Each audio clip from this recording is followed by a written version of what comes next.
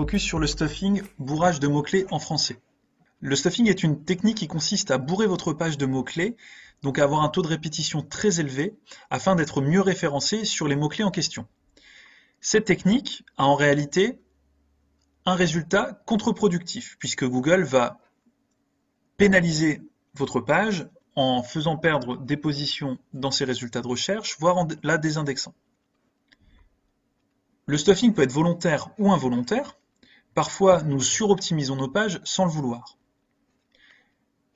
Identifier les pages stuffées est compliqué à l'œil nu. En revanche, Cocolize nous permet, en 3 clics, de mettre le doigt sur les pages suroptimisées de notre site.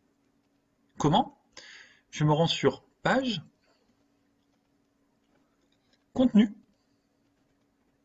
puis Répétition. Cocolize a listé les pages avec un taux de répétition élevé, avec du stuffing ou pas de stuffing. C'est là où Cocolize est très fort, puisque, à la manière de Google, le robot Cocolize a parcouru votre site, a identifié les pages sur lesquelles il y a un taux de répétition élevé, mais l'algorithme intelligent a identifié les pages sur lesquelles il y a du stuffing et les pages sur lesquelles les répétitions ne sont pas malveillantes, entre guillemets, la page n'est pas suroptimisée. La différence est faite, par exemple, avec la page politique de confidentialité sur laquelle je vais avoir des répétitions, mais pas de stuffing. Il n'y a pas le choix. Cocolize est suffisamment intelligent pour identifier cela. Cocolize a également identifié que la page Paprika fumée Pimenton de la Vera, bien qu'ayant un taux de répétition plus faible, est en revanche suroptimisée avec du stuffing. Alors, c'est bien d'identifier la page qui pose problème, encore mieux de modifier ce problème et de le résoudre.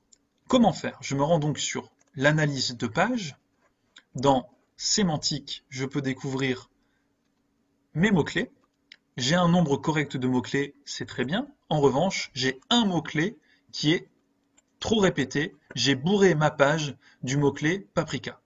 En analysant en profondeur, je vois que j'ai donc le mot-clé paprika qui revient 41 fois, soit presque 12% du montant total des mots-clés sur cette page.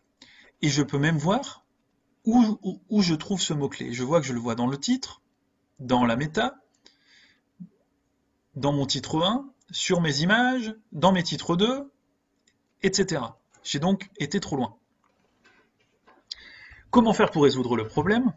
Je vais ajouter du contenu en veillant à ne pas placer le mot-clé paprika sur ma page et ou revenir sur ma page et travailler avec des synonymes afin de trouver le mot-clé paprika moins souvent ou en tout cas de diluer sa présence dans la page. Cela va permettre à Google de voir que je n'ai pas suroptimisé ma page et va donc me permettre d'avoir un impact positif en SEO.